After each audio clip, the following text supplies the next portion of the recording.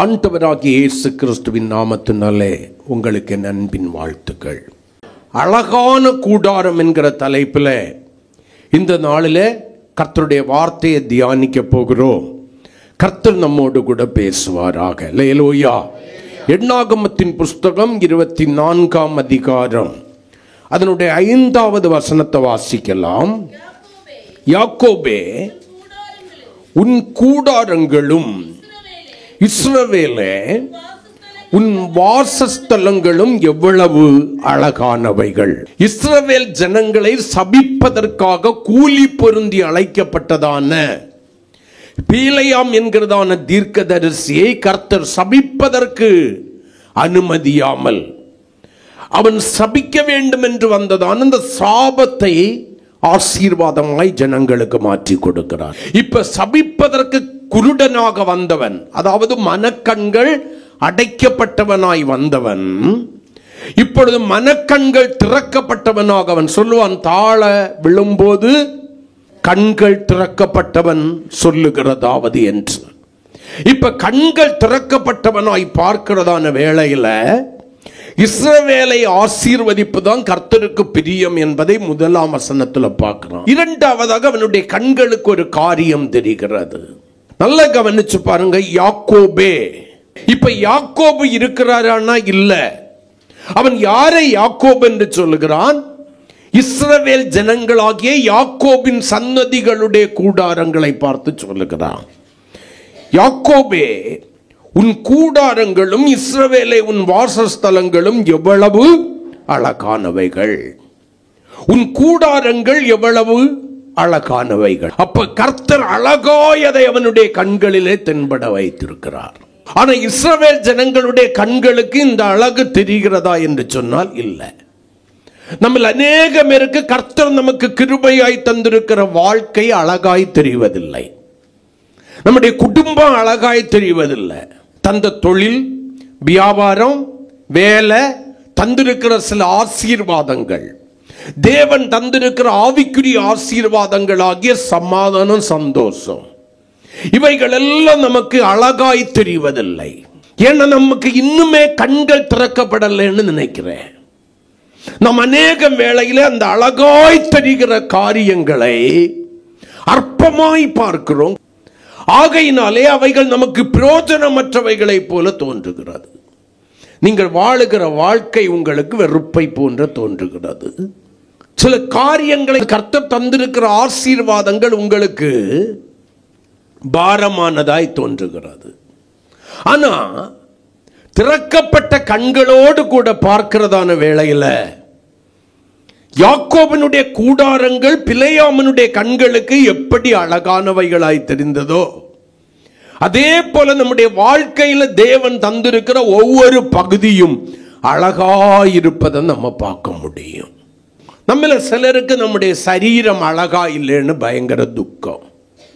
நான் பிளாக்கா இருக்கிறேன், முகசேப்பு நல்லா இல்லை, அவங்க எல்லாம் இப்படி இருக்கிறாங்க, எனக்கு போதிய உயரம் இல்லை, கலர் இல்லை, ஒரு தாழ்வு மனப்பான்மை. அவர்களுடைய வாழ்க்கை அவர்களுக்கு அழகாய் தெரியவில்லை. நீ கருப்பா இருந்தாலும் அழகாய் இருக்கிறேங்கிறத வேதம் சொல்லுகிறது. நான் கருப்பா இருந்தாலும் அழகாய் இருக்கிறேன் என்று. உங்களுடைய வெளிப்புறமான அழகை அல்ல தேவன் பார்ப்பது, உங்களுடைய உள்ளான அனுபவத்தில் இருக்கிற அழகு, உங்கள் சுபாவங்களில் இருக்கிற அழகு. அந்த அழகை ரசிக்க ஆரம்பிச்சிட்டீங்கன்னா உங்க வாழ்க்கை உங்களுக்கு பாரமாய் தெரியாது. உங்க வாழ்க்கை சந்தோஷமாய் இருக்கும். தேவன் தந்த இந்த நல்ல வாழ்க்கைக்காக முறுமுறுக்கிறவர்களாய் அல்ல, தேவனை மகிமைப்படுத்துகிறவர்களாய் மாறி போவீர்கள். இங்கே எதுவும் பாரம் என்பது இல்லை.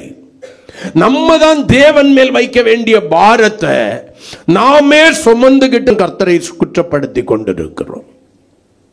நான் மறுபடியும் உங்களுக்கு சொல்லுகிறேன், நம்முடைய வாழ்க்கை அழகானவைகள். கர்த்தருக்குள் உங்களுடைய வாழ்க்கை கட்டப்படுவதற்கு உங்களுடைய வாழ்க்கையை நீங்க ஒப்பு கொடுத்தீங்கன்னா உங்க வாழ்க்கை மற்ற பார்க்கிறவர்களுக்கல்ல உங்களுக்கே அழகாய் தோன்றும். அல்லேலூயா.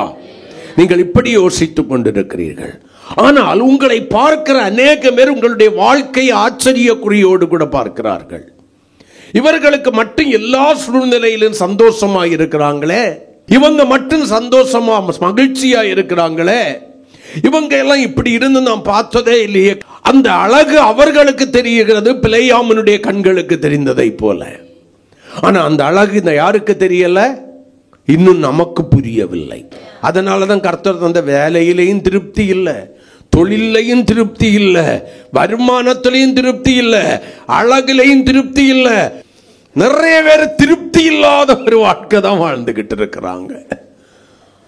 அவளுக்கு ஹஸ்பண்ட் அப்படி, எனக்கு ஒரு ஃப்ரெண்ட்ஸ் இருக்கிற, அவளுக்கு ஹஸ்பண்ட் அப்படி, என் ஃப்ரெண்ட்ஸுக்கு ஒரு மாப்பிள்ளை கிடைச்சிருக்கான், அவ அப்படி தங்கமானமே. உரசி பார்த்தா தான் தெரியும் அது தங்கமா பித்தளையான்னு. பித்தளைன்னு கூட ஒத்துக்கிட முடியாது, சிலது பார்க்கறதுக்கு தங்கமா தான் இருக்கு, ஆனா உரசும் போது இரும்புக்கு கூட தேராது. அவன் உங்ககிட்ட சொல்றான் நல்ல சந்தோஷமா இருக்கிறது போல, ஆனா அவங்கிட்ட நல்ல உள்ளான அனுபவத்துல பாரு பழுத்து போய் இருக்கிறான். நம்ம எப்போதுமே எங்கே தோற்று போகிறோம் என்றால், மற்றவர்களுடைய அறிவுக்கும் அழகுக்கும் வாழ்க்கைக்கும் ஒப்பிட்டு நம்ம பார்க்கிறதுனாலதான் தேவன் நமக்குள்ளாய் வைத்திருக்கிற அந்த அழகை நம்மால் ரசிக்க முடியவில்லை அல்லது அடையாளம் கண்டுகொள்ள முடியவில்லை. யாக்கோபே, மீட்கப்பட்ட தேவனுடைய ஜனமாகிய இஸ்ரவேலே, உங்களுடைய வாழ்க்கை அழகானது. அந்த அழகை புரிந்து கொண்டு தேவனுக்கு நன்றி சொல்லி வாழ ஆரம்பியுங்கள். அந்த வாழ்க்கை உங்களுக்கு மகிழ்ச்சியாயிருக்கும். அல்லேலூயா. கூடாரங்கள் என்று சொல்லும்போது நிறைய கூடாரங்களை எடுக்கலாம்.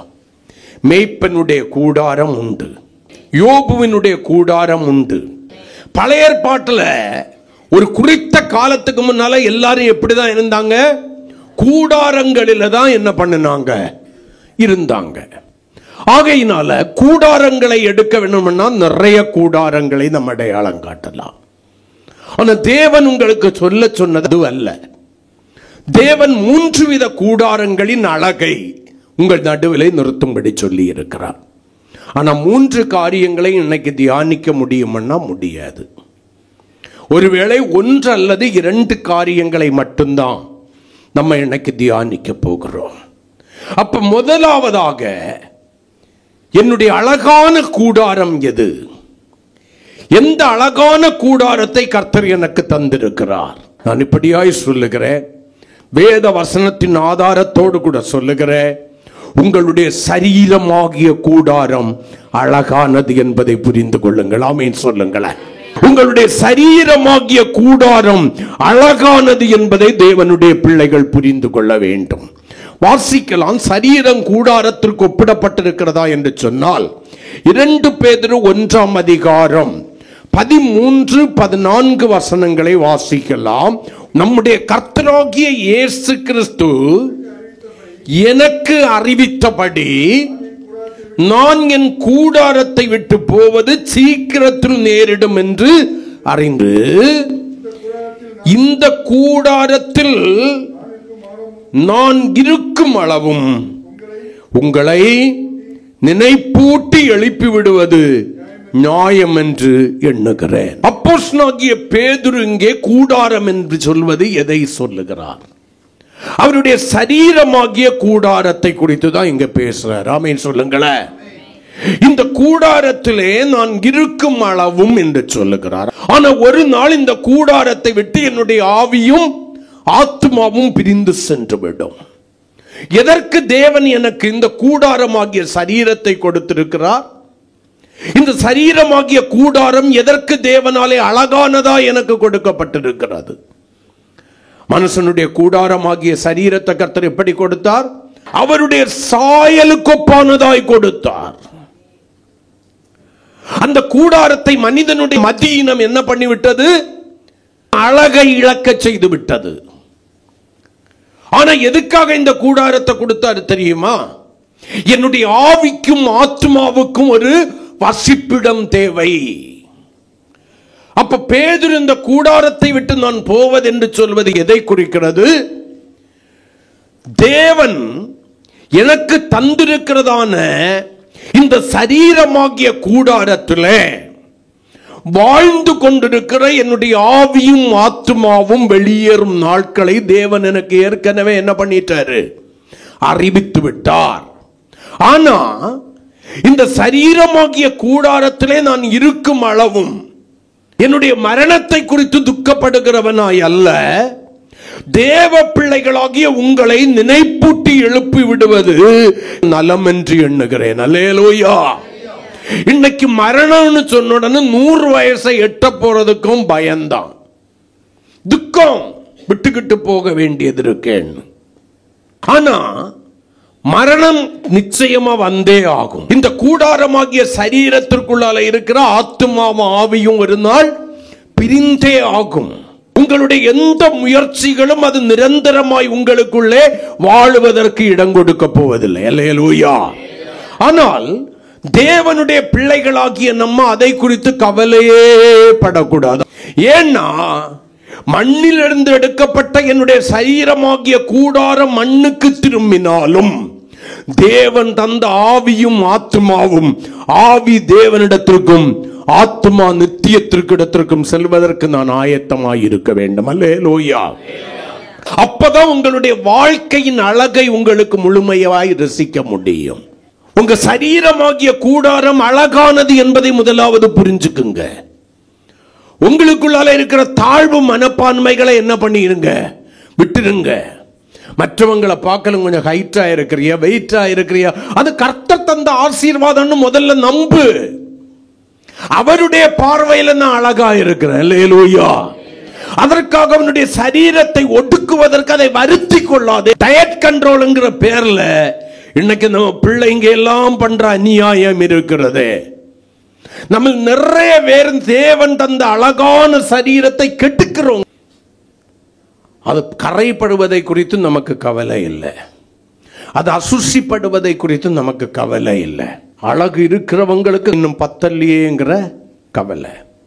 ஒரு ஆள் ஒன்ன சொன்ன போது நீ என்ன யூஸ் பண்ற, இது உடனே அதை வாங்கு, அதை போடு, எல்லாத்தையும் போட்டு போட்டு பார்த்து இருந்ததுதான் கெட்டு போச்சே தவிர எதுவும் மெருகேறவில்லை. நான் ஒன்னு சொல்றேன், தேவன் இயற்கையாக உங்களுக்கு எது தந்திருக்கிறாரோ அதுதான் அழகு. அதை பார்க்கலும் எக்ஸ்ட்ராவா நீங்க கூட்டணும்னு நினைச்சீங்கன்னா அது நிரந்தரமானது அல்ல. நீங்கள் பணங்களை விரயம் பண்ணுவது வேஸ்ட்னு நான் சொல்லுவேன். உங்களுடைய டைம் வேஸ்ட், உங்க மணி வேஸ்ட், உங்களுடைய முயற்சிகள் எல்லாம் ஒரு நாள் தோற்று போகும். இது ஏன் சம்பவிக்கணும்னா உங்களுக்குள்ளாலே ஒரு எண்ணம், நான் அழகா இல்லை. யாக்கோபே உன்னுடைய கூடாரங்கள் அழகானவைகள். முதலாவது அது எந்த கூடாரம்? கர்த்தருக்கு ஸ்தோத்திரம், சரீரமாகிய கூடாரம். அல்லேலூயா. அந்த சரீரமாகிய கூடாரத்திற்கு அழகு கொடுக்கும்படி தேவன் ஆவியையும் ஆத்மாவையும் எனக்குள்ளால வச்சிருக்கிறார். ஆமென் சொல்லுங்களேன். அது என் கூடாரமாகிய சரீரத்துக்குள்ளால இருக்கும் வரைக்கும் தான் இந்த சரீரத்துக்கு என்னது மதிப்பு. அந்த ஆவியும் ஆத்மாவும் என்னுடைய சரீரத்தை விட்டு வெளியே போன பிறவைக்கு அந்த சரீரம் அழகா இருந்தென்ன, அழகு இல்லாம இருந்தென்ன. என்னைக்குமே ஆணும் சரி பொண்ணும் சரி, ஒரு அன்பான வேண்டுகோளை தேவ பிள்ளைகளாகிய உங்களுக்கு வைக்கிறேன், மற்றவர்களுக்கு ஒப்பிட்டு உங்களை பார்க்காதிருங்கள். தேவன் உங்களுக்கு தந்திருக்கிற அழகுல நீங்கள் திருப்தி அடைந்து தேவனை துதித்து பாருங்கள். உங்களுடைய உள்ள மகிழ்ச்சியா இருக்கும்னா சரீரம் அது பொலிவை அடையும். ஆமென் சொல்லுங்களேன். அல்லேலூயா. உங்க உள்ள மகிழ்ச்சியா இருக்குன்னா சரீரம் பொலிவடையும்.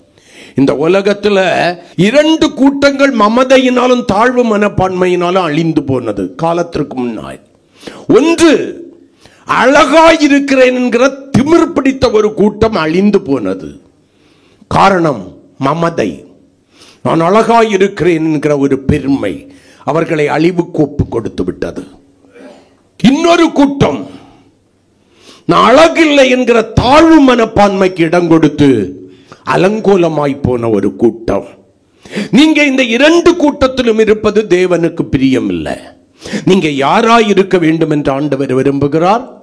கூடாரமாகிய உங்களுடைய சரீரத்தை அழகாய் தந்திருக்கிற தேவனை துதிக்கிறவர்களாய் இருக்க வேண்டும், மகிமைப்படுத்துகிறவர்களாய் இருக்க வேண்டும். அப்ப முதலாவது அழகான கூடாரம் எது?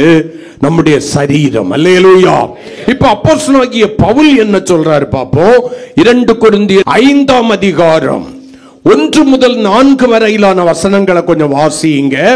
பூமிக்குரிய கூடாரமாகிய நம்முடைய வீடு அழிந்து போனாலும், ஆமென் சொல்லுங்களேன்.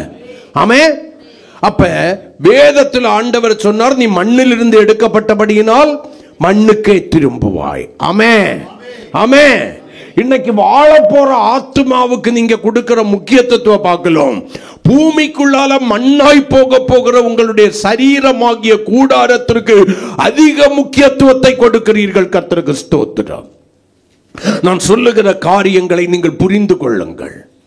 வேதம் சொல்லுகிறத பாருங்க. பூமிக்குரிய கூடாரமாகிய நம்முடைய வீடு அழிந்து போனாலும் தேவனால் கட்டப்பட்ட கைவேலை அல்லாத நித்திய வீடு பரலோகத்திலே நமக்கு உண்டு என்று அறிந்திருக்கிறோம். இங்க பவுல் எந்த கூடாரத்தை குறித்து சொல்றாரு? வீடுன்னு வந்த உடனே பூமியில தந்திருக்கிற வீடுன்னு நினைச்சிடக்கூடாது. உங்க சரீரமாகிய கூடாரத்தை குறித்து தான் பவுல் இங்கே சொல்லுகிறார். அல்லேலூயா. இது அழிந்து போகட்டும். இது மண்ணிலிருந்து எடுக்கப்பட்ட இந்த வீடு மண்ணுக்கு திரும்புவது நிச்சயம். அதனாலதான் சொல்றாரு பூமிக்குரிய கூடாரம் என்று சொல்லி. ஆனா இது அழிவுக்குரியதாக இருந்தாலும் கர்த்தருக்கு ஸ்தோத்திரம். இந்த சரீரத்திற்கு ரட்சிப்பு என்கிற ஒன்று இல்லாமற் போனாலும் கைவேலை இல்லாத ஒரு வீட்டை கர்த்தர் எனக்கு பரலோகத்திலே உண்டாக்கி இருக்கிறார். ஆமென் சொல்லுங்களேன். ஆமென்.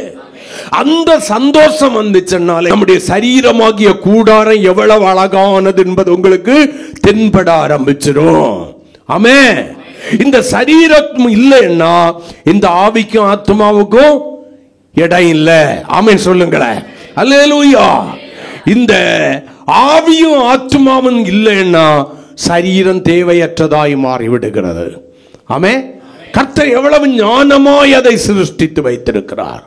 தன்னுடைய சாயலின்படியும் ரூபத்தின்படியையும் அழகானதாக தான் சிருஷ்டிச்சு வச்சிருக்கிறார். அல்லேலூயா.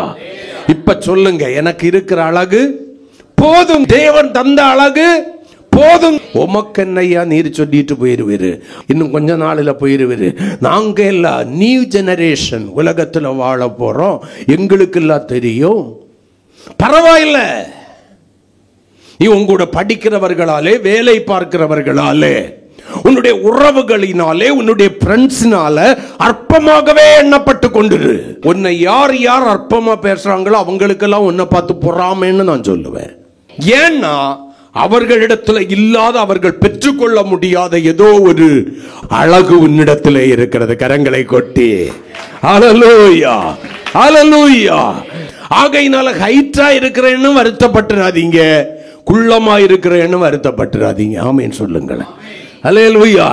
மெலிஞ்சு போய் இருக்கிறேன்னு வருத்தப்பட்டுறாதீங்க. குண்டா இருக்கிறேன்னு அது கர்த்தருடைய ஆசீர்வாதம். அது கர்த்தருடைய ஆசீர்வாதம். அது எப்படி இருந்தாலும் பூமிக்குரிய கூடாரம். ஆமென் சொல்லுங்களேன். அல்லேலூயா. ஆனால் தேவனுடைய பார்வையிலே அழகா இருக்கிறது. அல்லேலூயா. ஆமென்.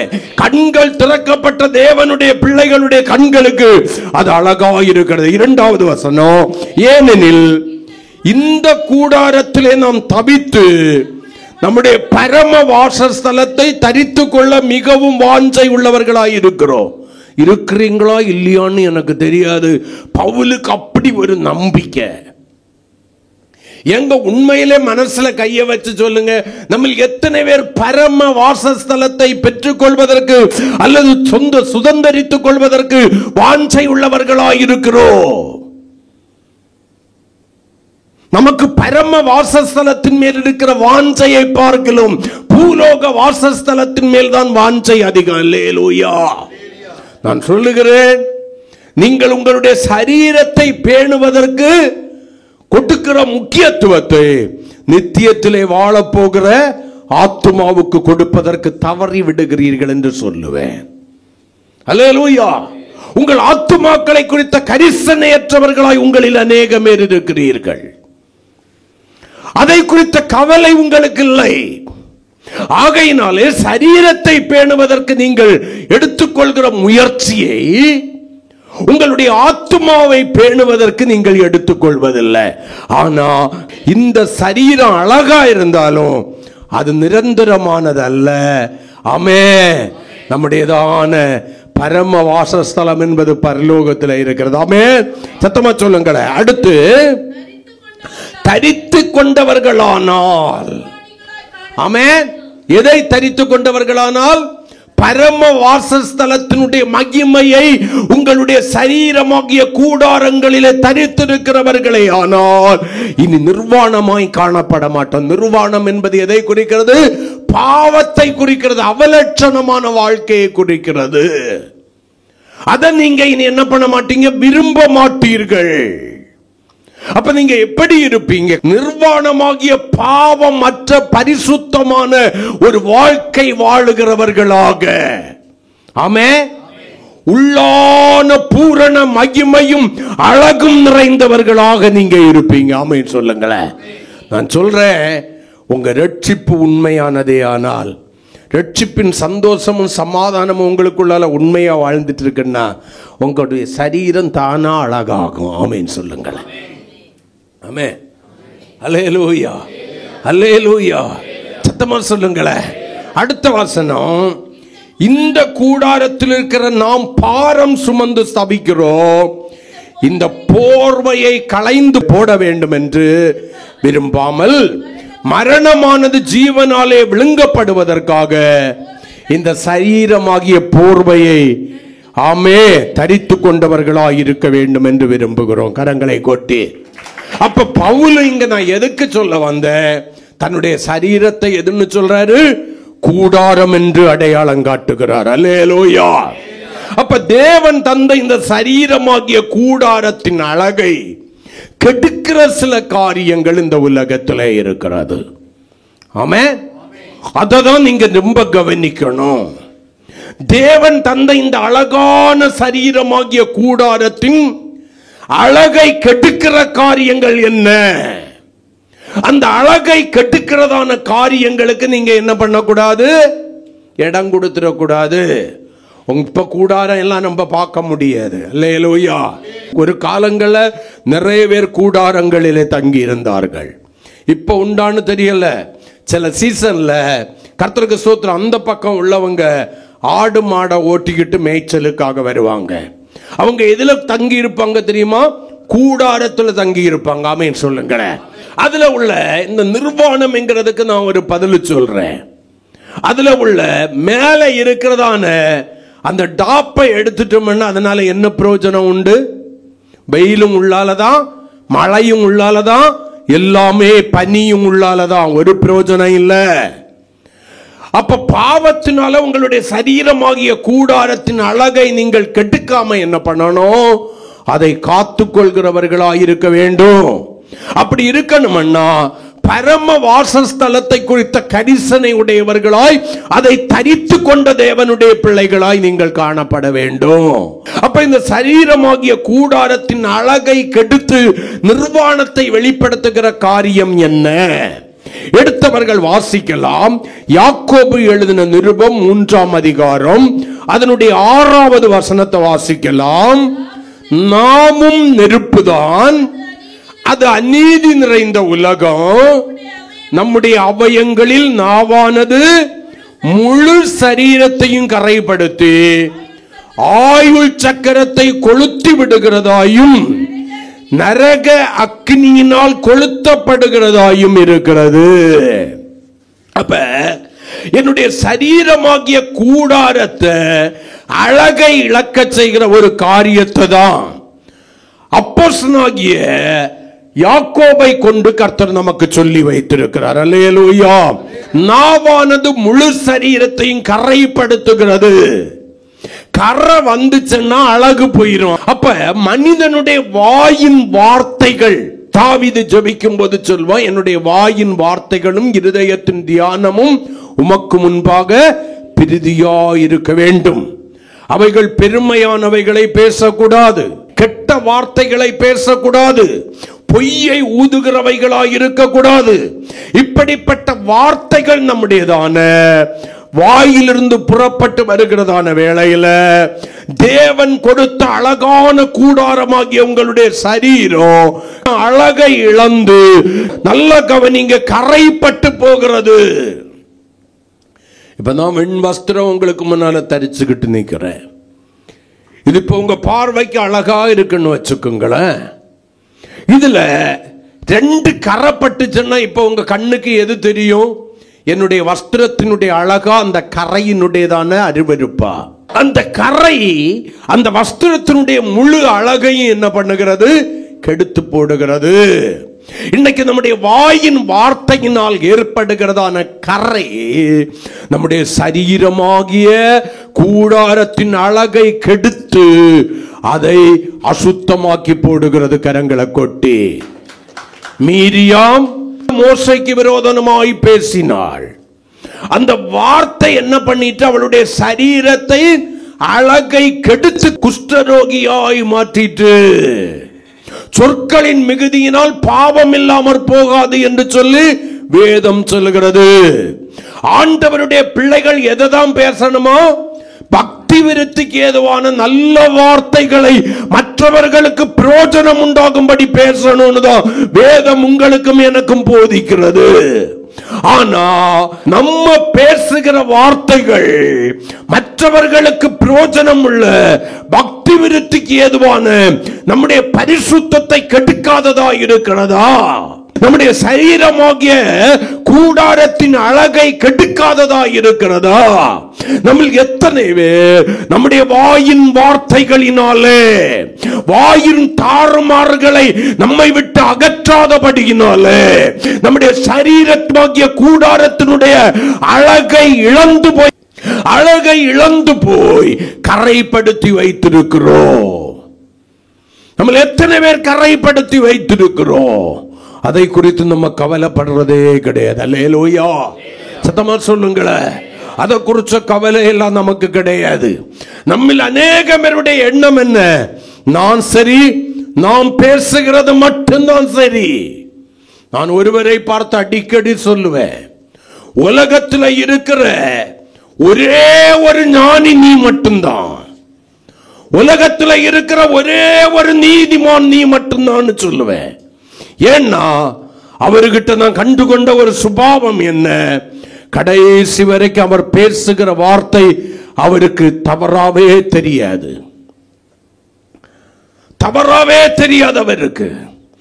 அவரை பொறுத்த வரைக்கும் நம்ம யார் கேட்டாலும் நாம் பேசினது சரி, நாம் பேசினதுல தவறில்ல. ஆனால் அந்த வார்த்தைகள் கர்த்தருக்கு ஸ்தோத்திரம் உண்மையிலே நாம் விரும்பப்படத்தக்கவைகள் அல்ல. நல்லா கவனிக்கணும். நீ என்ன பேசுறங்கிறதெல்லாம் முக்கியம். கேட்கிறவர்களுக்கு அது எப்படி பிரயோஜனமாக இருக்கிறது? அவர்களுடைய இருதயத்தை துக்கப்படுத்துகிறதா இருக்கிறதா? மனம் திரும்புதலுக்கு ஏதுவாய் துக்கப்படுத்தலாம். அது தேவனுடைய வார்த்தைகளாய் இருந்தால் மட்டும், பக்தி விருத்திக்கு ஏதுவான வார்த்தைகளாய் இருந்தால் மட்டும். தமாஸ்ங்கிற பேர்ல சிலவங்க மற்றவங்களை நோஸ்கட்டு பண்ணியே பேசி என்ன பண்ணிட்டாங்க, அதுல அவங்களுக்கு ஒரு சந்தோஷம். நோஸ்கட் பண்ணி மற்றவர்களை அற்பமாய் பேசுகிற ஒரு காரியம், உனக்கு அது சந்தோஷமாய் இருக்கலாம். ஆனால் அது உன்னுடைய சரீரமாகிய கூடாரத்தை அழகை கெடுத்து கொண்டிருக்கிறது. கர்த்தருக்கு ஸ்தோத்திரம். உன் ஆயுசு நாட்களை குறைய பண்ணி கொண்டிருக்கிறதா? வாயின் வார்த்தைக்கு எவ்வளவு வல்லமை உண்டு பண்ணுங்க. உங்க ஆயுள் சக்கரத்தை என்ன பண்ணுகிறது? அது கொளுத்துகிற வல்லமை. ஆயுள் சக்கரங்கிறத 2 காரியத்தில் நான் சொல்றேன். ஒன்று, உலகத்தில் இவனுடைய ஆயுசு நாட்கள் குறைகிறது. கர்த்தருக்கு ஸ்தோத்திரம். 2, ஆயுள் சக்கரம் என்கிறது நித்திய ஜீவனிலே பிரவேசிக்கும் பாக்கியத்தை நீ இழந்து போற. நீ பேசுகிற பொய் உனக்கு சந்தோஷமா இருக்கலாம், ஆனா உன்னுடைய சரீரம் உன்னையும் அறியாமல் கரைப்படுகிறது என்பது உனக்கு தெரியுமா? நீ பேசுகிற பெருமையான வார்த்தைகள் உனக்கு சந்தோஷமா இருக்கலாம், நீ பேசுகிறதான அந்த வார்த்தை உன்னுடைய சரீரத்தை கரைப்படுத்துகிறது என்பதை அறிந்திருக்கிறாயா? உன் வார்த்தையில் பாவம் இருக்கிறது, அது உன்னை நிர்வாணியாய் மாற்றுகிறது என்பது உங்களில் எத்தனை பேருக்கு தெரியும்? இந்த காலை வேளையில கொஞ்சம் யோசிச்சு பாருங்க. அழகான கூடாரமாகிய சரீரத்தை நீங்கள் அழகற்றதாய் மாற்றுகிறீர்கள் உங்களுடைய வாயின் வார்த்தையினாலே. நம்ம எல்லாம் மற்றவர்களை நம்மிலும் மேலானவர்களாய் எண்ணணும். அப்ப என்னுடைய வாயின் வார்த்தைகள் என்னுடைய சரீரமாகிய கூடாரத்தை கரைப்படுத்தி அதன் அழகாகிய பரிசுத்தத்தை இழக்க செய்கிறது. கரங்களை கொட்டி அந்த மேன்மையை இழக்க செய்கிறது. அல்லேலூயா. அப்ப வாயின் வார்த்தைகளுக்கு ஒரு கட்டுப்பாடு வைக்கணும். வாயின் தாறுமாறுகளை உங்களை விட்டு அகற்றணும். உங்க வாய்க்கு என்ன பண்ணணும்? காவல் வைக்கணும். நீங்கள் புறம்பான அழகை பார்க்கிறவர்களாய் அல்ல, கர்த்தர் தந்திருக்கிற உள்ளான அழகை பார்க்கிறவர்களாய் இருக்க வேண்டும். அது கரைப்பட்டிருக்கிறதான்னு சொல்லி நீங்க அப்பப்ப என்ன பண்ணணும்? ஒரு ரீசெக்கப் பண்ணி பார்க்கணும். இரண்டாவதாக ரோமர் 6ஆம் அதிகாரம் 12வது வசனத்தை கொஞ்சம் வாசிங்க. ஆகையால் சரீர இச்சைகளின்படி பாவத்திற்கு கீழ்ப்படியத்தக்கதாக சாவுக்கு ஏதுவான உங்கள் சரீரத்தில் பாவம் ஆளாதிருப்பதாக. சரீரத்தில் என்ன வந்துடக்கூடாது? பாவம் ஆளுகை செய்வதற்கு நீங்க இடம் கொடுத்துடக்கூடாது. உங்க சரீரத்தில் பாவம் ஒருபோதும் ஆளுகை செய்திடக்கூடாது. நீங்க இப்படி மட்டும் நினைச்சிடக்கூடாது. ஆத்மா தான் பாவம் செய்து எங்க போயிரும்? நித்திய நரகத்துக்கு போயிரும். சரீரத்தை குறிச்ச கரிசனம் நமக்கு இல்லாம இருந்துடக்கூடாது. உங்க சரீரத்தை ஆளுகை செய்கிற பாவம் தான் உங்க ஆவியையும் ஆத்மாவையும் கரைப்படுத்துகிறது என்பதை தேவனுடைய பிள்ளைகள் புரிந்து கொள்ள வேண்டும். ஏன் சரீரத்தை பாவம் ஆளுகை செய்கிறது? நீங்கள் சரீர இச்சைகளை நிறைவேற்றுவதற்கு முற்படும் போது தேவ பிரமாணத்திற்கு புறம்பாக உங்களுடைய சுய விருப்பங்களை நிறைவேற்றி வாழ ஆரம்பிக்கிறதான வேளையில உங்க சரீரம் பரிசுத்தத்தை இழந்து போகிறது. ஆமென் சொல்லுங்களேன். உங்க கூடாரமாகிய சரீரம் என்ன பண்ணுகிறது? அழகை இழக்கிறது. ஒன்று கரைப்படுகிற சரீரம், இன்னொன்று பாவமாய் மாறுகிற சரீரம். சரீர இச்சை, நான் நினைக்கிறது தான் வாழ்க்கை, நான் விரும்புகிறது தான் வாழ்க்கை. இந்த துணிகரமான வாழ்க்கை தான், சுய விருப்பங்களை நிறைவேற்றி வாழுகிற ஒரு வாழ்க்கை தான். சுய இச்சைகளை நிறைவேற்றி வாழுவதற்கு உங்களுடைய வாழ்க்கையை அர்ப்பணிக்கிறதான ஒரு வாழ்க்கை தான். கர்த்தருக்கு ஸ்தோத்திரம். தேவன் தந்த அழகான சரீரமாகிய கூடாரத்தின் அழகை இழக்க செய்கிறது. நகை போடாத சிலரை பார்த்து சொல்லுவாங்க, நீ நகை போட்டிருக்குமுன்னா எவ்வளவு அழகா இருந்திருப்ப தெரியுமா? ஒரு நாளைக்கு அது அழகு இல்லைன்னு தானே நீ கலத்தி போட்ட, அது உனக்கு அழகு கொடுக்கலன்னு தானே வெறுத்து போய் தானே அதை கலத்துன. ஆமேன்னு சொல்லுங்களேன். நான் உண்மையாய் மனம் திரும்பி நகையை கலத்தி என் அழகை இழந்துட்டேங்கிறவங்க ஒரு அல்லேலியா சொல்லுங்க. இப்ப ரெண்டாவது ஒரு கேள்வி கேட்கிறேன். நான் உண்மையாய் மனம் திரும்பி வெறுத்து அந்த நகையை கலத்துனேன், என் அழகு கூட்டிட்டுங்கிறவங்க ஒரு அல்லேலியா சொல்லுங்க. அது எது வரைக்கும் தெரியுமா கூடும்? உன் வாயின் வார்த்தையினால் உன்னுடைய சரீரத்தை கரைப்படுத்தாதது வரையிலும், உன்னுடைய சுய இச்சையினாலே உன்னுடைய சரீரத்தை பாவமாக்குவதற்கு இடம் கொடுக்காதது வரையிலும் அது அழகாதான் இருக்கும். கரங்களை கொட்டி. ஆனாக்க இதுக்கு கூட்டத்தில் சம்பந்தமே இல்லாத சிலர் சொல்லுவாங்க, இப்பதான் நீங்க அழகா இருக்கிறீங்க சொல்றாங்களா இல்லையா? ஏமா அவங்களுக்கு அதுக்கு சம்பந்தம் இல்லை சொல்றாங்களா இல்லையா? கர்த்தருக்கு சோத்துடும். அப்ப திறக்கப்பட்ட கண்ணுக்கு மட்டும்தான் அது தெரியும். திறக்கப்படும் முன்னால கூடாரத்தினுடைய அழகு யாருக்கும் தெரியாது. ஏன்னா நம்ம கூடாரத்தினுடைய அழகு நமக்கே தெரியாம இருக்கும்போது மற்றவர்களை சொல்லி பிரயோஜனமே இல்லை. சாவுக்கு ஏதுவான உங்க சரீரத்துல என்ன ஆளுகை செய்யக்கூடாது? பாவம் ஆளுகை செய்யாதிருப்பதாக. அப்ப எது ஆளுகை செய்யணும்? பரிசுத்தம் எந்த சரீரத்தை ஆளுகை செய்து கொண்டிருக்கிறதோ அந்த சரீரமாகிய கூடாரம் அழகாயிருக்கும் சொல்லுங்களேன். கிறிஸ்துவுக்குள்ளால சிலர் நித்திரையாகிய மரணம் அடைவாங்க, கிறிஸ்துவுக்கு வெளியே சிலர் மரணம் அடைவாங்க. நீங்க இந்த கிறிஸ்துவுக்குள் மரணமாகிய நித்திரையை அடைகிற அந்த கற்பனையின்படி வாழ்ந்து கர்த்தருடைய நாமத்தை மகிமைப்படுத்தி வாழ்கிறவர்கள் மரணம் அடைஞ்சு அல்லது நித்திரை அடைந்து அவர்களை அப்படி வச்சிருக்கும் போது போய் பார்த்தீங்கன்னா நிறைய பேர் அதை சொல்றதை நான் பார்த்துருக்கேன். கர்த்தருக்கு ஸ்தோத்திரம். மரணம் அடைஞ்ச உடனே என்ன பண்ணுவாங்க சொல்லுங்க நம்ம ஆளுங்க? அவங்க முகம் அப்படி அவங்க கருப்பாக இருப்பாங்க, ஆனால் அவங்க முகம் அவ்வளோ பிரைட்னஸாக இருக்கும். பார்த்துருக்கீங்களா? சிலது நல்ல வெள்ளு வெள்ளுன்னு இருக்கும், கர்த்தருக்கு வெளியே மரிச்சு போயிருக்கும். மனம் திரும்பாமல் வசனத்தின்படி வாழாமல் பாவத்தில் மரிச்சு போயிருப்பாங்க. மரணம் அவங்கள பார்ப்பீங்க, அந்த முகம் ஒரு டார்க்காக இருக்கும். ஆனால் சிலர் மரணம் அல்லது நித்திரை அடையும் போது நான் சொல்கிறத கேட்டிருக்கேன். அவங்க மரணத்தின் அருகில், சிலருடைய மரணத்தின் அருகில் நான் நின்று இருக்கேன். நான் ஒரு வெளிச்சம் வருது, நான் ஒரு மகிமை வருது, தேவ தூதர்கள் இறங்கி வருகிறார்கள், என்னை அழைக்கிறார்கள், நான் போகிறேன் அப்படின்னு சந்தோஷமாக கடந்து செல்வாங்க கரங்களை கொட்டி. சரீரம் அவ்வளவு அழகாக இருக்கும். அவங்க பரிசுத்தவானாக, அதனால தான் வேதம் சொல்கிறது, கர்த்தருடைய பரிசுத்தவான்களுடைய மரணம் அவர் பார்வைக்கு அருமையானது.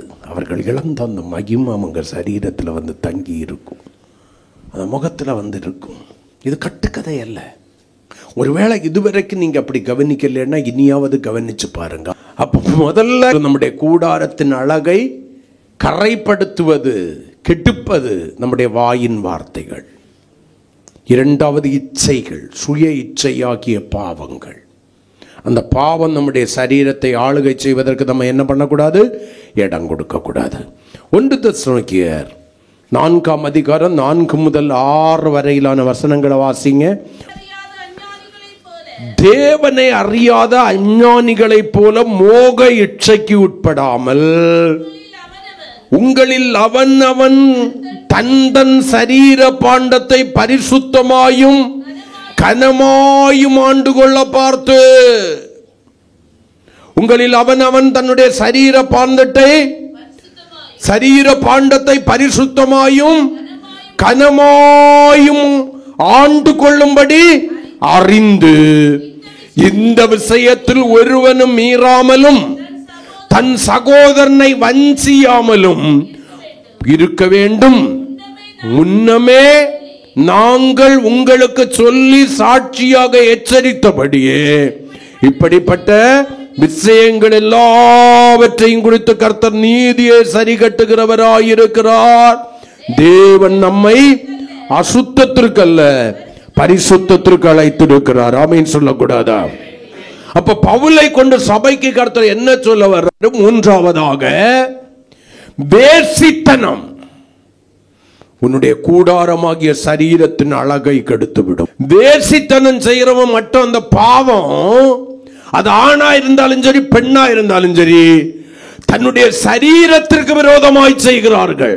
சபைக்குள்ளால இருக்கக்கூடாத ஒரு பாவம், குடும்பத்துக்குள்ளால ஆணுகிட்டேயும் சரி பெண்ணுகிட்டேயும் சரி இருக்கக்கூடாத ஒரு பாவம், வேசித்தனம். எவ்வளோ ஒரு இது போகும்போது, எவனோ ஒருதம் போகும்போது அழகா இருக்கிறதுன்னு சொல்லி அவங்க அழகை இச்சிக்கிறியா, அவர்களோடு கூட விபச்சாரம் பண்ணி ஆயிற்றுன்னு சொல்லி வேதம் சொல்லுகிறது. உலகத்தான் சொல்றது போல நல்ல கட்டை, நாட்டு கட்டைங்கிறியா? நீ யாருங்கிறத மறந்து போய் உச்சரிக்கிறியா? உன் சரீரத்தின் பரிசுத்தத்தை நீ இழந்து கொண்டிருக்கிறாய். உன் கூடாரமாகிய சரீரத்தின் அழகை நீ இழந்து கொண்டிருக்கிறாய். சரீரம் வேசித்தனத்திற்குரியதல்ல, கர்த்தருக்குரியதாம் என்று சொல்லுங்களேன். ஹல்லேலூயா. அது கர்த்தருக்குரியது, கர்த்தருக்குரியது, கர்த்தருக்குரியது. புதிய சபைக்கு கொடுக்கப்பட்ட ஒரு உபதேசத்துல முக்கிய உபதேசம் என்ன தெரியுமா? வேசித்தனத்திற்கும்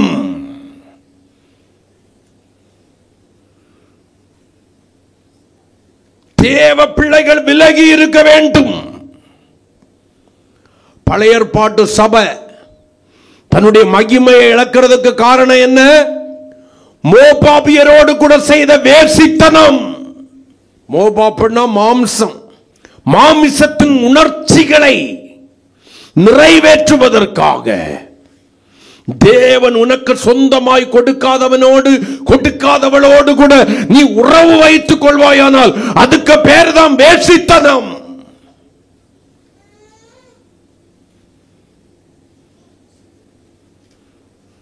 அப்போதைக்கு உனக்கு சந்தோஷமா இருக்கிறது போல இருக்கலாம்.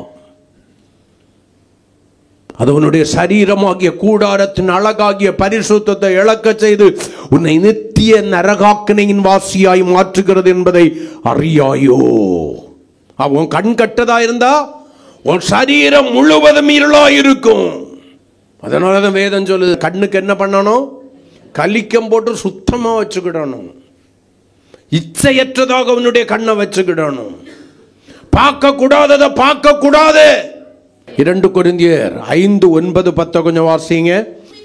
அது நிமித்தமே நாம் சரீரத்தில் குடியிருந்தாலும் குடியிராமற் போனாலும் அவருக்கு பிரியமானவர்களாய் இருக்க நாடுகிறோம். பிரியமானவர்களாய், சரீரத்தின் பரிசுத்தமாகிய அழகு கெட்டு போயிராம அவருக்கு பிரியமானவர்களாய் இருக்க நாடுகிறோம். 10வது வசனம், சரீரத்தில் அவனவன் செய்த நன்மைக்காவது தீமைக்காவது தக்க பலனை அடையும்படி நாம் எல்லாரும். நீ அந்தரங்கத்தில் செய்திருக்கலாம், ஒளிப்பிடத்தில் செய்திருக்கலாம், அடைக்கப்பட்ட அறைக்குள்ளால செய்திருக்கலாம். ஆனா வேதம் சொல்கிறது நாம் எல்லாரும் கிறிஸ்துவின் நியாயஸ்தானத்திற்கு முன்பாக நிற்க என்ன பண்ண வேண்டும்? வெளிப்பட வேண்டும். இவைகள் எல்லாவற்றையும் தேவன் என்ன பண்ணுவாரு? நியாயத்துல கொண்டு வந்து விடுவார். கடந்த காலங்கள் போகட்டும், இனி வாழப்போகிறதான அதற்கு கிரயம் செலுத்து. இனி வாழப்போகிறதான வாழ்க்கையை ஆகலும் உன் சரீரத்தின் அழகை கெடுத்து போடாதபடிக்கு, கூடாரமாகிய சரீரத்தின் அழகை அசுத்தத்தினாலே, பாவத்தினாலே, சுய இச்சையினாலே கெடுத்து போடாதபடிக்கு அதன் பரிசுத்தத்தை காத்துக்கொள். அல்லேலூயா. இல்லைன்னா நியாயசனத்திற்கு முன்னால் நிற்கும் போது நீ துக்கப்படும்படியான ஒரு தீர்ப்பு அங்கு வெளிப்படும். நீ நினைக்கலாம், நான் யாருக்கும் தெரியாம தானே செய்தேன். நீ எல்லாருடைய கண்ணையும் மறைச்ச, கண்ணை மூடிக்கிட்டு பாலை குடிக்கிற பூனையா இருக்கலாம். ஆனா பூமி எங்கும் உலாவி கொண்டிருக்கிற கர்த்தருடைய கண்களை மறைக்க முடியாதுன்னு உனக்கு தெரியுமா? தெரியாதா? வேதம் சொல்லுது, இந்த சரீரம் நமக்குரியதல்ல, தேவன் கிருபையாய் நமக்கு தந்திருக்கிறது. இந்த சரீரம் எது? 1 கொரிந்தியர் 3:16-17 வசனங்களை வாசிக்கலாம். நீங்கள் தேவனுடைய ஆலயமாய் இருக்கிறீர்கள் என்றும் தேவனுடைய ஆவி உங்களில் வாசமாய் இருக்கிறார் என்றும் அறியீர்களா?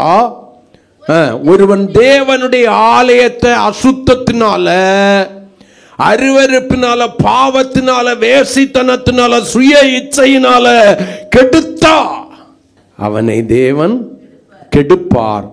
தேவனுடைய ஆலயம் உங்க சரீரம் இப்ப எதுவா இருக்கு? தேவன் வாசம் பண்ணுகிற ஆலயம். நீங்க இப்படி நினைச்சிடக்கூடாது, இருதயத்துல தானே அவர் வாசம் பண்றாருன்னு. இல்ல, ஆலயம் சரீரம் என்று வேதம் சொல்லுகிறது. ஆமென், அல்லேலூயா. ஆலயம் பரிசுத்தமாயிருக்கிறது நீங்களே. ஆமென். உங்க சரீரமே தேவன் தங்கும் ஆலயம். 1 கொரிந்தியர் 6:19, உங்கள் சரீரமானது நீங்கள் தேவனாலே பெற்றும் உங்களில் தங்கியும் இருக்கிற பரிசுத்த ஆவியினுடைய ஆலயமாயிருக்கிறது என்றும் நீங்கள் உங்களுடையவர்கள் அல்ல, நீங்கள் தேவனுக்கு சொந்தமானவர்கள். பாடுறது மட்டும் பாடுறேன் இல்ல, தேவாலயம் அவரே, நாமே ஆலயமே, தேவனின் ஆலயமே, பரிசுத்த ஆலயமே, மகிமையின் ஆலயமே, நாமே நம் ஆலயமே, நாமே அவ்வாலயமே. நாமினி நம்முடையவர்கள் அல்ல. அழகா அதுல ஒரு லைன் வரும், பஞ்சிக்கப்படாமல் தீட்டுப்படுத்தாமல் பரிசுத்தம் காத்துக்கொள்வோம் பரிசுத்த ஜாதியாக. 1 தெசலோனிக்கேயர் 5:23 சமாதானத்தின் தேவன் தாமே உங்களை முற்றிலும் பரிசுத்தமாக்குவாராக. உங்க ஆவி, ஆத்மா,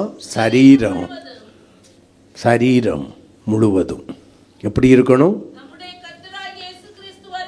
கர்த்தராகிய இயேசு கிறிஸ்து வரும்போது குற்றமற்றதாய் இருக்க கடவுது உங்க சரீரம். அல்லேலூயா. குற்றமற்றதாய் காத்துக்கொள்ளணும். அந்த சரீரமாகிய கூடாரத்தினுடைய அழகு கெட்டு போவதற்கு நீங்கள் ஒருபோதும் அனுமதிக்க கூடாது. ஆமென் சொல்லுங்களேன். உங்க வார்த்தையினால அனுமதிக்க கூடாது. உங்க சுய இச்சையினால அனுமதிக்க கூடாது. உங்க கண்களினால அனுமதிக்க கூடாது. வேசித்தனம் என்கிற முறைகேடான பாவத்தினால நீங்க அதை அனுமதிக்க கூடாது. அல்லேலூயா. கடைசியா ஒரு வசனம், ரோமர் 8:10, 8:10. மேலும் கிறிஸ்து உங்களில் இருந்தால் சரீரமானது பாவத்து நிமித்தம் மரித்து போயிருக்கும். கிறிஸ்து இருக்கிறாரா இல்லையான்னு தேடியாகலும் கண்டுபிடிங்கன்னு அது பைபிள் சொல்லுதில்ல. இப்ப இருக்கிறாரா இல்லையான்னு எப்படி தெரியுமா? உங்க சரீரம் பாவத்து நிமித்தம் மரித்ததா இருந்தா கிறிஸ்து உங்களுக்குள்ளால இருக்கிறார் என்பது தெரியும். ஆமென். அப்ப ஆவியானது நீதி நிமித்தம் ஜீவன் உள்ளதாயும் இருக்கணும். அழகான கூடாரங்கள். எனக்கு ஒரு கூடாரம் தான், சரீரமாகிய கூடாரம். அது தன்னுடைய அழகை இழந்திருக்கிறதா, காத்து கொண்டிருக்கிறதா? நீ பாவத்தில் வாழும்போது அது இழந்து போயிருக்கலாம். ஆனால் மனம் திரும்பி இயேசுவின் இரத்தத்தினால கழுவப்பட்டு அவருடைய பிள்ளையாய் மாறின போது, ஞானஸ்நானம் என்கிற உடன்படிக்கையை பெற்று பழைய மனுஷனை அடக்கம் பண்ணிவிட்டு புதிய மனுஷனாகிய கிறிஸ்துவை தரித்து கொண்டு எழும்பினவள் அல்லவா நீ? அதற்கு பின்பு உன்னுடைய சரீரமாகிய கூடாரம் அழகாயிருக்க வேண்டுமே. ஏன் அந்த அழகை அது இழந்து போய் நிற்கிறது? ஹல்லேலூயா. ஆமென். உன்னுடைய வாயின் வார்த்தைகள் உன் சரீரமாகிய அந்த தேவனுடைய ஆலயத்தை கரைப்படுத்தி வைத்திருக்கிறது. உன்னுடைய சுய இச்சைகள் அந்த தேவன் கொடுத்த சரீரமாகிய அந்த அழகான தேவனுடைய ஆலயத்தை பாவமாக்கி வைத்திருக்கிறது. வேசித்தனம் உன்னுடைய சரீரத்தின் பரிசுத்தத்தை கெடுத்து அதை இருளாக்கி வைத்திருக்கிறது. இந்த காலை வேளையில் உங்களுக்குள்ளால ஒரு கேள்வி, நான் கிறிஸ்துவுடையவனா இல்லையா? நான் கிறிஸ்துவனுடையவனே ஆனால் பாவத்திற்கு சரீரம் செத்து போய் ஆவி நீதிக்கு உயிர்ப்பிக்கப்பட்டிருக்க வேண்டுமே. அந்த அனுபவம் ஏன் என்னுடைய வாழ்க்கையில் பூரணமாகல? அப்படியே சபையாய் கொஞ்ச நேரம் எழுந்து நிற்போம். ஆண்டவர், இந்த பகல் காலத்தில் சரீரம் உங்களுக்குரியதல்ல, கர்த்தருக்குரியது. நீங்க ஏன் தெரியுமா அநேக பாவங்களுக்கு உட்படுத்தி அதன் அழகை இழக்கச் செய்கிறீர்கள். நீங்க மனம் திரும்பி குணப்பட்டவங்கிறத மறந்து, தேவனுடைய ஆவியை பெற்றவள் என்பதை மறந்து, நான் ஞானஸ்நானம் பெற்றவள் என்பதை மறந்து, கிறிஸ்துவனுடைய மாம்சத்தை புசித்து இரத்தத்தை பானம் பண்ணுகிறவள் என்பதை மறந்து கரைப்படுத்தி பாவத்திற்குட்படுத்தி பரிசுத்தத்தை இழக்கச் செய்கிறீர்கள். ஏன் இருளுக்கு மறுபடியும் உங்களுடைய சரீரத்தை ஒப்பு கொடுக்கிறீர்கள் தெரியுமா? நீங்க நினைக்கிறீங்க உங்க சரீரம் உங்களுக்குரியதென்று. இல்லை தேவனுடைய பிள்ளையே, அது கர்த்தருக்குரியது, அவருடைய ஆலயம். நீ அவருடைய ஆலயத்தை கெடுத்துட்டேன்னா, அதன் அழகை இழக்கச் செய்தேன்னா, கர்த்தர் உன்னையும் கெடுப்பார் என்று சொல்லி வேதம் சொல்கிறது. வாலிபனே, சின்ன சின்ன பழக்க வழக்கங்கள், கன்னிகையே சின்ன சின்ன பழக்க வழக்கங்கள், பிரியமான சகோதரனே சகோதரியே, சில பழக்க வழக்கங்கள் உங்களுடைய சரீரமாகிய கூடாரத்தின் அழகை கெடுத்து கொண்டிருக்கிறது. விட முடியாத சுபாவங்கள். தேவன் எவ்வளவோ முறை போராடியும் அதை விட்டு விலகுவதற்கு மனதற்றவர்களாய் வாழ்ந்து கொண்டிருக்கிறீர்களே. இந்த காலை வேளையில் கர்த்தருடைய கரங்களில் ஒப்பு கொடுத்து, ஆண்டவரே என்னை பரிசுத்தப்படுத்தும் அப்பா, என் சரீரம் நீர் விரும்புகிறதான பரிசுத்தத்தை அடையட்டும் ஆண்டவரே. என்னுடைய சரீரம் உமக்கு முன்னால நிற்கும் போது குற்றமற்றதாய் நிற்கணும்ப்பா. இதை நான் மறந்து போயிருக்கிற ஆண்டவரே. என் சரீரத்தை பலவிதமான இச்சைகளினால நான் நிரப்பி பாவத்தை பச்சை தண்ணீரை போல குடிச்சுக்கிட்டு இருக்கிறேன். சில காரியங்கள் பாவம்னு எனக்கு தெரியுது, ஆனா அதை வெறுப்புறதுக்கு எனக்கு மனசு இல்லை ஆண்டவரே. எதையோ கொண்டு என் சரீரத்தை அழகுபடுத்தலான்னு நினைக்கிறேன். ஆனா உண்மையான அழகு உம்முடைய பரிசுத்தத்துல தான் ஆண்டவரே இருக்கிறது. இந்த காலை வேளையில என் வாய்க்கு காவல் வைக்கிறேன். இனி என்னுடைய வாயின் தாறுமாறுகளை அகற்றி ஆண்டவரே, என் வாய் பக்தி விருத்திக்கு எதுவான நல்ல வார்த்தைகளை மட்டும் பேசி என்னுடைய சரீரத்தை நான் கரையற்றதாய் காத்துக்கொள்வேன் ஆண்டவரே. என்னுடைய சுய இச்சைகளை எல்லாம் நான் சிலுவையிலே அறைந்து விட்டு ஆண்டவரே, சரீரத்தை இனி ஒருபோது நான் பாவத்திற்கு உட்படுத்தாதபடிக்கு பரிசுத்தத்தை பயத்துடனே காத்தந்த அழகை காத்துக்கொள்வேன் ஆண்டவரே. வேசித்தனத்திற்கு கண்களினாலோ சரீரத்தினாலோ இடம் கொடுக்காதபடிக்கு கர்த்தருக்கு உரியது இந்த சரீரம், அவர் வாசம் பண்ணுகிற ஆலயம் என்பதை உணர்ந்து அவர் விரும்புகிற வாழ்க்கை வாழுவதற்கு என் சரீரத்தை ஒப்பு கொடுத்து அதன் அழகை காத்துக்கொள்வேன் ஆண்டவரேன்னு சொல்லி கர்த்தருடைய கரங்களை ஒப்பு கொடுங்க. கர்த்தர் உங்களை ஆசீர்வதிப்பார்.